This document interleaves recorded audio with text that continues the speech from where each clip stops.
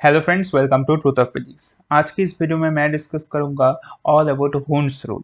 तो ये क्या है? इस रूल को यूज़ करके हम कोई भी एटम में हमारा इलेक्ट्रॉन का जो हम इलेक्ट्रॉन को जो हम फिल करते हैं वो फिल करने का एक रूल है। और ये रूल क्यों वैलिड होता है? क्योंकि इस रूल से जो हमारा रिजल्ट निकलता है, ठीक है, पी मतलब क्या है, यहाँ पे पी से मैं डिनोट कर रहा हूँ हमारा जो म्यू इफेक्टिव है, मतलब हमारा जो मैग्नेटिक मोमेंट है, ठीक है, कोई भी एक एटम का सपोज C3+, इसका जो म्यू इफेक्टिव है, ये क्या है, हून्स रूल से अगर कैलकुलेट करो तो ये वैल्यू निकलता है।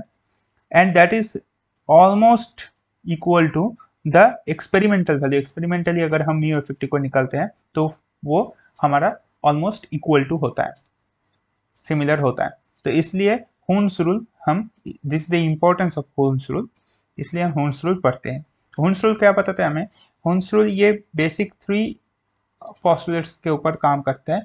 फर्स्ट हमें देखना है कि कोई भी एक, हम इस टेबल से निकलते हैं, टेबल से एक एग्जांपल लेते हैं, सपोज dy3+, इस एटम को लेते हैं। तो इसका क्या है, शेल 4f9, राइट?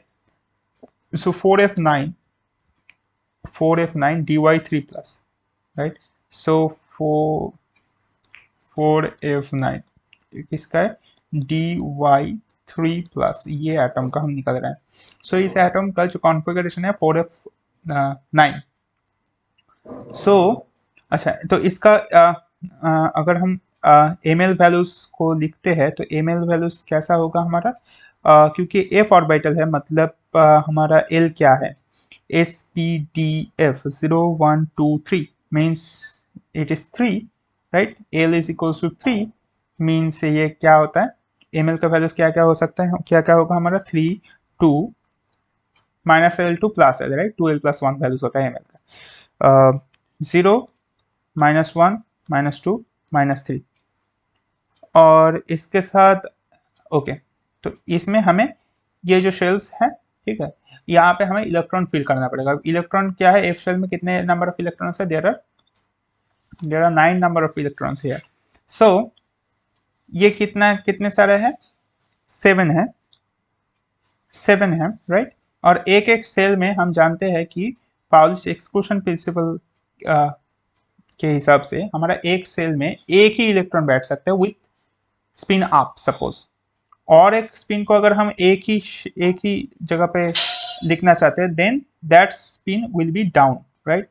सो अब हम कैसे इसको फिलअप कर सकते हैं, ठीक है, ये शेल्स को, वो हमें हून्स रूल बताता है। क्या बताता है? फर्स्ट हमें देखना है arrange the electrons to maximize a, मतलब स्पिन क्वांटम नंबर जो है वो मैक्सिमम होना चाहिए, total spin quantum number. This capital S means the total spin quantum number of that atom, and capital N means the total angular momentum quantum number of that atom. So spin हमारा maximise कब होगा? Spin अगर हम एक ही cell में 2 spin लिखते हैं like this, तो फिर हमारा स्पिन क्या हो जाएगा, हाफ माइनस हाफ होके 0 हो जाएगा, तो हमारा मैक्सिमाइज नहीं होगा। मैक्सिमाइज होने के लिए एक स्पिन हाफ का जो स्पिन क्वांटम नंबर होगा वो +½ होगा, और स्पिन डाउन का क्या होगा, -½ तो हमें पहले हर इलेक्ट्रॉन को एक एक शेल में ऐसे सजाना पड़ेगा, राइट? तो फिर इसका टोटल कितना हो गया, हाफ इंटू 7 मीन्स 7/2 हो गया हमारा टोटल एस। अब 2 इलेक्ट्रॉन हमारे बच गया, राइट? ये 7 हुआ, लेकिन हमारे पास है कितने, 9 इलेक्ट्रॉन्स है। देन तो फिर टोटल एस हमारा क्या हो गया, टोटल एस हो गया हमारा 7/2, लेकिन 7/2 तो नहीं रहेगा क्योंकि ये प्लस अप माइनस अप 0 हो जाएगा, ये भी प्लस अप माइनस अप 0 होगा, तो इफेक्टिव क्या रहेगा, 1 2 3 4 5 means 5/2 will be the effective, right? So this will be 5 divided by 2, right? तो ये होगा हमारा एस। अब हमारा एल क्या होगा, तो हम सेकेंड रूल को पढ़ते हैं। After the first rule is satisfied arrange the electrons to maximize L. First rule satisfy हो गया कि हमारा मैक्सिमाइज एस कब होगा, कि पहले हम हर एक शेल में एक एक करके इलेक्ट्रॉन को पुट अगर करते हैं तो फिर हमारा मैक्सिमाइज हो सकता है L. Then the second rule says that L, इसके बाद फर्स्ट रूल को सेटिस्फाई करने के बाद हमें क्या करना है, ऐसे अरेंज करना पड़ेगा इलेक्ट्रॉन्स को so that we can maximize the L, total L. ये दो जो इलेक्ट्रॉन है इसको यहाँ पे पुट किए हैं। आप यहाँ पे बता सकते हैं फर्स्ट रूल को अगर हम सिर्फ यूज करते हैं without the second rule, then हम ये दो जो इलेक्ट्रॉन है इसको यहाँ पर भी पुट कर सकते थे, राइट। तो फिर भी हमारा एस का वैल्यू तो सेम ही आता। लेकिन क्योंकि हमारा सेकेंड रूल भी सेटिस्फाई होना चाहिए कि हमारा एल मैक्सिमम होना चाहिए, और एल का वैल्यू यहाँ पे क्या है, +3 +2। यहाँ पे एल का वैल्यू क्या है, -2 -3। मीन्स इलेक्ट्रॉन अगर हम यहाँ पे पुट करते तो फिर हमारा नेट, सपोज यहाँ पे हमारा इलेक्ट्रॉन नहीं है, तो फिर हमारा कॉन्फ़िगरेशन कुछ इस टाइप का होगा, राइट, इस टाइप का होगा। तो फिर तो हमारा एल का वैल्यू क्या होता, टोटल एल, ये तो हमारा 0 हो जाता, न्यूट्रलाइज हो जाता है, क्योंकि +3 -3 इसके लिए +3, इसके लिए -3, इसके लिए +2, इसके लिए -2। तो ये जो सारा लाइन है इसके लिए 0 हो जाता, और ये दो लाइन बचता, तो फिर हमारा -2 एंड -3 क्या होता, -5 होता। तो एल तो मैक्सिमाइज हुआ नहीं, क्योंकि अगर हम इसमें रखते हैं, आप देखते हैं क्या होता है, तो हमारा क्या होगा, हमारा टोटल एल क्या हो जाएगा, ये सारा तो न्यूट्रलाइज हो जाएगा, सिर्फ इस दोनों का रहेगा, मीन्स टोटल एल हमारा हो जाएगा 5, and that is maximum, you can see, right. अगर आप यहाँ पे भी रखे तो 1 होता है, राइट। तो हमारे एल को मैक्सिमाइज हम कर लिए, सेकंड रूल भी हमारा हो गया। अब ये दोनों रूल सेटिस्फाई हो गया, एल का वैल्यू भी हमें मिल गया, एस का वैल्यू भी हमें मिल गया। अब क्या है, first and two rules are satisfied, right. Then हमें क्या करना है, अगर हमें देखना है कि ये जो शेल है अगर लेस देन हाफ फिल्ड है, ठीक है, यहाँ पे क्या है, लेस देन हाफ फिल्ड है या मोर देन हाफ फिल्ड है। आप देख सकते हैं यहाँ पे ये जो शेल है ये मोर देन हाफ फिल्ड है, राइट। ये तो फुल हो गया, ये मोर देन हाफ फिल्ड है। तो फिर ये जो more than half filled shell है उसके लिए हमारा जे का वैल्यू, टोटल जो एंगुलर मोमेंटम है, ठीक है, L+S होगा हमारा इसका वैल्यू। और अगर ये लेस देन हाफ फिल्ड है वो भी मैं दिखाऊंगा नेक्स्ट एग्जांपल में, तो फिर L-S होता है, ठीक है। तो यहाँ पे हमारा क्या होगा, L+S होगा, क्योंकि हमारा मोर देन हाफ फिल्ड है ये शेल। तो हमारा हो जाएगा 5+5/2, 5+5/2 मीन्स 15/2, 15 डिवाइडेड बाई 2। तो हमारा L, S और J का वैल्यू निकल गया। अब हमें क्या निकलना है, मैग्नेटिक मोमेंट, म्यू इफेक्टिव। तो इसका जो एक फॉर्मूला होता है, ठीक है, ये फॉर्मूला मैं लिखता हूँ, इसका डेरिवेशन अभी नहीं कर रहा हूँ मैं। Gj एक कांस्टेंट फैक्टर होता है, नॉट कांस्टेंट एक्चुअली, एक factor times mu B, this is a constant, and √J × J+1। तो हमने निकाला है क्या, 5/2 होता है इसका एस और 5 होता है इसका एल, हमने निकाला अभी, राइट। और जे क्या है, 15/2, right, this is 15/2। So if you calculate like 15/2 and then 15/2 +1 and its root and then Gj. Okay, now Gj is what? Gj depends on L and S on the configuration. So इसका formula होता है, ये भी आप derive कर सकते हैं। अगर आप जानना चाहते हैं कैसे आता है इसका फॉर्मूला तो आप नीचे कमेंट करिए, मैं एक वीडियो में डिस्कस कर दूंगा कैसे आता है ये फॉर्मूला। तो दिस इज प्लस एंड इस टाइप का फॉर्मूला होता है।